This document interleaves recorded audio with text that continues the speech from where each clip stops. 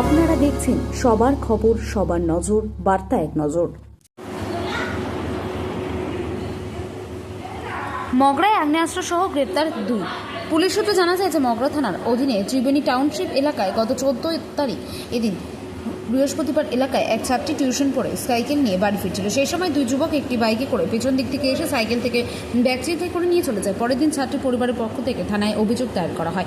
মগরা থানার আইসি সৌমেন বিশ্বাসের নেতৃত্বে একটি টিম তৈরি করা হয়। সেখানে ছিলেন এসআই অক্ষয় পাল। তিনি তদন্তে নামেন। এলাকা সিসিটিভি ফুটেজ দেখার পর বাঁশবেড়িয়া শঙ্খনগর এলাকায় বাড়ি তাদেরকে পুলিশ গ্রেপ্তার করার পর 7 দিনে পুলিশ রিমান্ডে আনা হয়। পরে ওই দুই যুবকের বাড়িতে গেলে বাপ্পা দেবনাথের বাড়ি থেকে একটি বুলেট সহ আগ্নেয়াস্ত্র ও বাইকটি উদ্ধার করে পুলিশ। আর একজন হলো সৌরভ দুর্লভ। আর ওই ছাত্রীর ব্যাগে থাকা মোবাইল ফোন, এয়ারবাড এবং কিছু বই পাওয়া যায়। এ বিষয়ে মগরা থানায় এক সাংবাদিক সম্মেলন করেন ডিএসপি ক্রাইম অভিজিৎ সিনহা মহাপাত্র। আইসি সৌমেন বিশ্বাস কি বলছেন শুনবো। এখানে একটু নিয়ে নেবেন এই ইউটিউব চ্যানেল।